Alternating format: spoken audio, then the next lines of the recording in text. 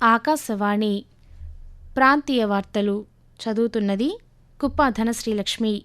ముఖ్యాంశాలు: రాజధాని అమరావతికి చట్టబద్ధత కల్పించే బిల్లును లోక్సభలో ప్రవేశపెట్టిన కేంద్ర హోంశాఖ సహాయ మంత్రి నిత్యానందరాయ్. ఆంధ్రప్రదేశ్కు ఏకైక రాజధానిగా అమరావతి ఉంటుందని పేర్కొన్న ముఖ్యమంత్రి నారా చంద్రబాబు నాయుడు.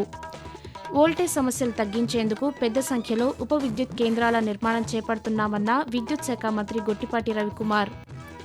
రాష్ట్రాభివృద్ధిపై ప్రభుత్వానికి చిత్తశుద్ది లేదని విమర్శించిన వైఎస్సార్ కాంగ్రెస్ పార్టీ అధ్యక్షులు మాజీ ముఖ్యమంత్రి వైఎస్ జగన్మోహన్ రెడ్డి. వైఎస్సార్ కడప జిల్లా ఒంటిమిట్ట శ్రీ కోదండ రామస్వామి వారి కళ్యాణోత్సవంలో ఈ సాయంకాలం పాల్గొననున్న ముఖ్యమంత్రి. వార్తల వివరాలు: రాజధాని అమరావతికి చట్టబద్ధత కల్పించే బిల్లును కేంద్ర హోంశాఖ సహాయ మంత్రి నిత్యానందరాయ్ ఈరోజు లోక్సభలో ప్రవేశపెట్టారు. ఆంధ్రప్రదేశ్ పునర్విభజన సవరణ చట్టం పేరుతో బిల్లు ప్రవేశపెట్టిన హోంశాఖ వెంటనే లోక్సభాపతి ఓం బిర్లా అనుమతితో చర్చ ప్రారంభమైంది. అమరావతి బిల్లుపై చర్చలో కాంగ్రెస్ తరపున మాణిక్యం ఠాకూర్ పాల్గొనగా రాష్ట్రానికి చెందిన పార్లమెంట్ సభ్యులు పాల్గొన్నారు. ఈ సందర్భంగా చర్చలో కేంద్ర గ్రామీణాభివృద్ధి శాఖ సహాయ మంత్రి పెమ్మసాని చంద్రశేఖర్ మాట్లాడుతూ అమరావతి నిర్మాణం కోసం ఎంతో మంది భూములిచ్చారని చెప్పారు. ఆంధ్రప్రదేశ్ రాజధానిగా అమరావతిని ఏర్పాటు చేయాలని కేంద్ర మంత్రి పేర్కొంటూ, ఆంధ్రుల కలల రాజధానిగా అమరావతికి చట్టబద్ధత కల్పిస్తూ అమరావతి ఆంధ్రప్రదేశ్ కు ఏకైక రాజధాని అని ప్రస్తావిస్తూ దేశంలోనే మొట్టమొదటిసారిగా రాజధానిని నిర్మించే ఈ చారిత్రక ఘట్టంలో అమరావతి బిడ్డగా ఈ సభలో ప్రసంగించటం నాకు అదృష్టంగాను గౌరవంగాను భావిస్తున్నాను. కృష్ణానది ఒడ్డున ఆంధ్రప్రదేశ్ నడిబొడ్డున ఉత్తర దక్షిణ ప్రాంతాలకు సమాన దూరంలో 3000 సంవత్సరాల నాగరికతకు నిదర్శనం ఈ అమరావతి. శ్రీ పొట్టి శ్రీరాములు నెల్లూరు జిల్లా వింజమూరులో నిర్వహించిన కార్యక్రమంలో ముఖ్యమంత్రి నారా చంద్రబాబు నాయుడు పాల్గొని పింఛన్లు పంపిణీ చేశారు. ఈ సందర్భంగా అక్కడ ఏర్పాటు చేసిన పంట ఉత్పత్తుల స్టాళ్లను పరిశీలించారు. అనంతరం ఏర్పాటు చేసిన ప్రజావేదిక సభలో ముఖ్యమంత్రి మాట్లాడుతూ ప్రజల సంక్షేమం కోసం అనేక పథకాలు అమలు చేస్తున్నామని తెలిపారు. ఆంధ్రప్రదేశ్కు ఏకైక రాజధానిగా అమరావతి ఉంటుందని పేర్కొంటూ, ఈ రోజు మీ వింజమూరుకు వచ్చినప్పుడు నాకు చాలా ఆనందం. ఇక్కడి నుంచి నేరుగా ఒంటిమిట్టకి వెళ్తున్నాను. అక్కడ ఈరోజు సీతారామ కళ్యాణం కూడా జరుగుతుంది. అలాంటి శుభ సందర్భంలో నేను ఇక్కడికి వచ్చాను. ఇంకా రాబోయే రోజుల్లో అమరావతిని ఇంచు కూడా కదిలించలేరు.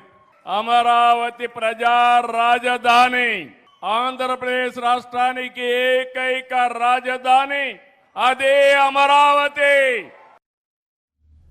సంస్కరణలతో రాష్ట్ర విద్యుత్ రంగాన్ని బలోపేతం చేస్తున్నామని విద్యుత్ శాఖ మంత్రి గొట్టిపాటి రవికుమార్ ఈరోజు ఒక ప్రకటనలో తెలిపారు. రైతులు, ఆక్వా రంగాలకు రాయితీతో విద్యుత్ అందిస్తున్నామని చెప్పారు.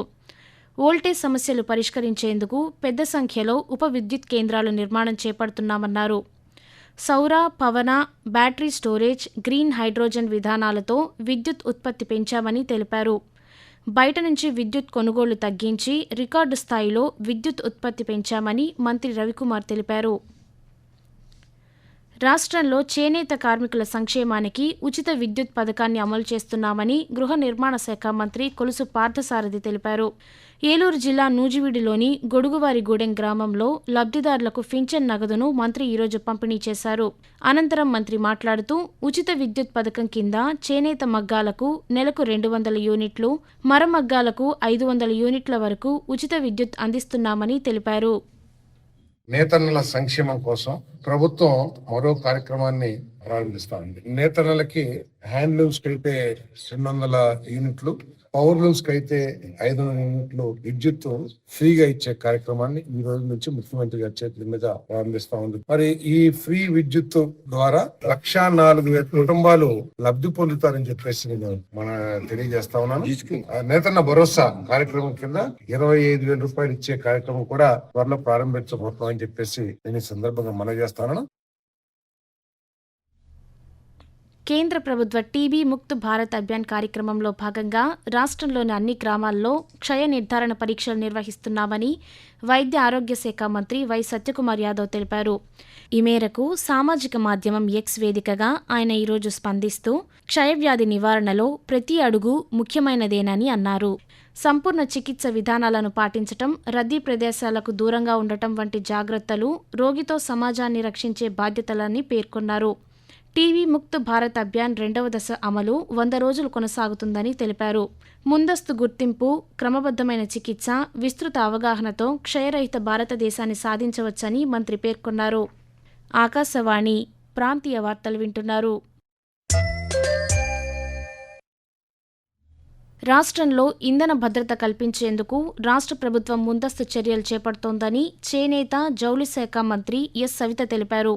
శ్రీ సత్యసాయి జిల్లా పెనుకొండ సబ్ కలెక్టర్ కార్యాలయంలో రాయితీపై విద్యుత్ ఆధారిత ఇండక్షన్ స్టవ్లను లబ్ధిదారులకు మంత్రి నిన్న పంపిణీ చేశారు.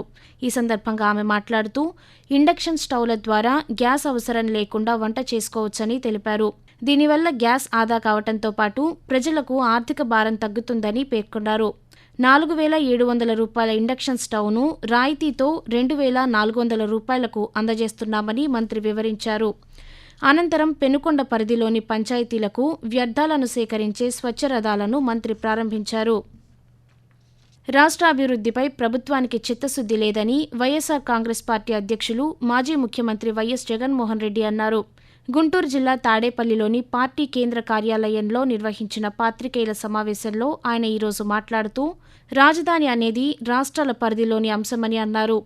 అభివృద్ధి, సంక్షేమం అమలులో ప్రభుత్వం విఫలమైందని, ప్రజల దృష్టి మళ్లించేందుకే అమరావతిపై శాసనసభలో తీర్మానం చేశారని విమర్శించారు.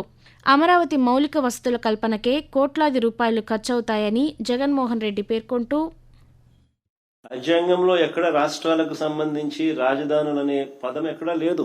దేశానికి మాత్రమే రాజధాని ఉంటుంది తప్ప రాష్ట్రాలకు రాజధాని అనేది కాన్స్టిట్యూషన్ లో లేదు. Only seats of governance. ఈ ఫ్యాక్ట్ నిజంగా ఎవరు కూడా మర్చిపోకూడదు. ఆయా రాష్ట్రాలు వాళ్ళు నిర్ణయించుకున్నారు. మరి ఎవరికి వర్తించింది కేవలం మనకు మాత్రమే ఎందుకు వర్తిస్తా ఉంది, ఎలా వర్తిస్తా ఉంది? మరి 7 ఏళ్లు మీరే ముఖ్యమంత్రిగా ఉండి 1,00,000 ఎకరాల అమరావతిలో ఇంతవరకు కట్టింది ఎంత? వైఎస్ఆర్ కడప జిల్లా ఒంటిమిట్టలో శ్రీ కోదండ రామస్వామి వారి కళ్యాణోత్సవం ఈరోజు జరగనుంది. సాయంత్రం 6:30 నుంచి రాత్రి 8:30 వరకు జరిగే కళ్యాణోత్సవానికి ముఖ్యమంత్రి నారా చంద్రబాబు నాయుడు దంపతులు హాజరై రాష్ట్ర ప్రభుత్వం తరపున పట్టు వస్త్రాలు సమర్పిస్తారు. ఇందుకు సంబంధించి జిల్లా అధికార యంత్రాంగం ఏర్పాట్లు పూర్తి చేశాయి.